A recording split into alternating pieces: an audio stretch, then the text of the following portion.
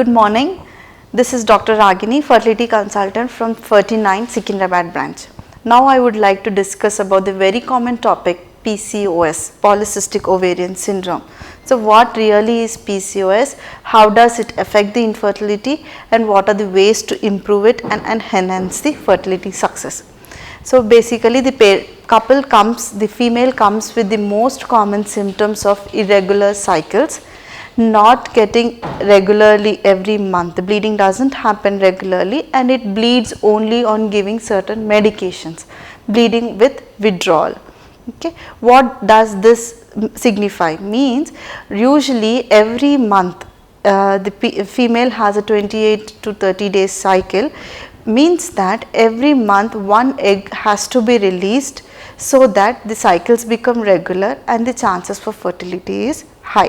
But in PCOS what really happens is that the eggs are all arrested at certain level and there is no hormone which increases the follicular size and attain the actual egg size for it to release.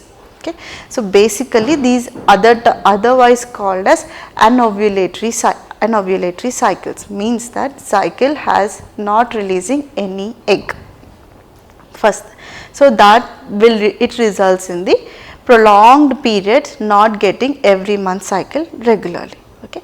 Second comes the having features of hirsutism. What are the features of hirsutism? Is excessive facial hair, acne, acanthosis nigrans, and all this. So what does this mean? Excessive facial hair, abnormal hair growth in the androgen dependent, like over the lips, over the chin, over the cheeks, they have excessive hair, and also they have acanthosis nigrans. How does that present? As velvety thickening dark pigmentation over the nape of the neck nape.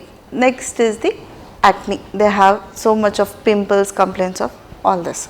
Okay. So this presents with irregular cycle, having features of hyperandrogenism, and third one is clinical and biochemical changes of what? Of hyperandrogenism, and ultrasound features showing PCOS. So whenever they come to us, when we do a regular scan, we see a polycystic pattern in the ovaries. What does that mean? Usually in a normal females who have a regular cycles, we have to see at least 8 to 10 eggs per point of time when we do a scan.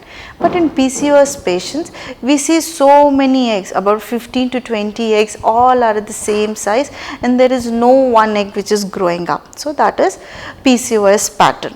So does all patients with PCOS pattern means that they have a PCOS? It doesn't mean that. PCOS pattern on ultrasound is not the diagnosis of PCOS. It should be associated with some blood investigations also. So some couple come to us and they say, madam, we have PCOS. That really mean that they are tagged as polycystic ovarian syndrome? Not really. We have to do certain blood investigation along with the scan report, both combined together, we should call them as PCOS. So will that PCOM picture in the scan really means? What does it mean? So it depends on what age group the patient is. Like if younger, like around 15 years to 20 years or 22 years, when they come to us and they just a abdominal scan before marriage, they have irregular cycles and they come to us and we also see them PCOM, that is polycystic ovarian morphology. Means that they are not actual PCOS. Okay, it is just that the axis, what you call a hypothalamic pituitary ovarian axis, in them is not still mature enough to form the regular cycles. So we have to give certain amount of time for the HPO maturation and then later we can they automatically the cycles becomes regular. But the same holds when the patient comes to 28, 29, 30 years and they say irregular cycle and PCOM morphology, then we do certain blood investigation and tell, yeah, they are now actually called as PCOS. So not all the patient with polycystic ovarian morphology on scan will not be called as PCOS. Okay. Second, what are the features of clinical features? What I have said you already. What are the biochemical features? What are the blood investigation we do for PCOS patients? We do a total testosterone, free testosterone, FSH and LH, and we do a prolactin levels, and we do a hormone called as DHEA, okay, to kill the androgens, and also insulin, serum insulin and fasting blood sugars. All this combined together, there is an altered blood, levels of cutoff in a patient with PCOS. Now, next coming to the management on how does we manage it. So, does the management for all is the same? No. If they are unmarried, adolescent patient comes to us and they have a highly facial hair, hirsutic face with acne and obesity. All this, what is actually obesity? In that way, when we discuss what is obesity, is high BMI, what is body mass index, and high waist to hip ratio.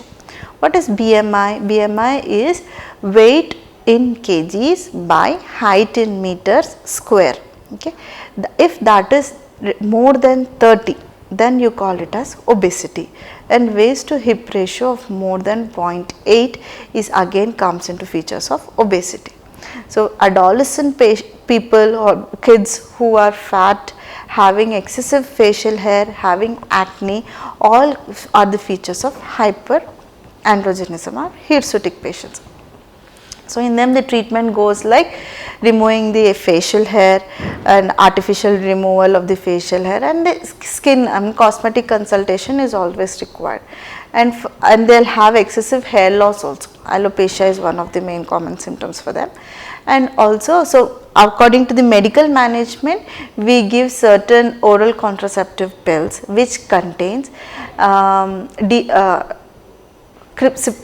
cyproterone acetate and also other drugs like spironolactone. Whenever you consult us, we will guide you properly to help you in removal of your excessive facial hair. Okay. And those patients, adolescent PCOS, also should avoid lot of sugars. Okay. Next, coming to our the patient who come to us, that is infertility group from 25 and above, who are married, having irregular cycle and having altered blood levels for all the PCOS blood picture is altered. For them, we do a regular scan and get the blood investigations done and see and start off with medication. We don't advise OCPs, that is contraceptive pills, though it regularizes the cycle, but it does not help in giving the pregnancies. Okay. So, we have to see that we give certain medication which increases the egg size. Okay. And so certain medications are start from day 2 along with some injectables alternate days or daily to help to increase the eggs. Once the egg is released, we will tell them the timing to have the intercourse, and the chances for the pregnancies is high. Okay. Next, we have to see that what are the high risk involved in PCOS patient after the child age bearing period. After the childbearing age, then a high chances for diabetes, hypertension, abnormal lipid profile, coronary artery disease. So, they should have a healthy lifestyle to be maintained so that all this is overcome. Okay. If any of the queries regarding PCOS, do come to us to 49 and get the treatment done to the earliest. Thank you. Of pushing the fertility further. Now, in them, when we see that the lady 35 years plus, a lady is born with a fixed set of eggs which is around 1 to 2 million, and these eggs will keep decreasing in numbers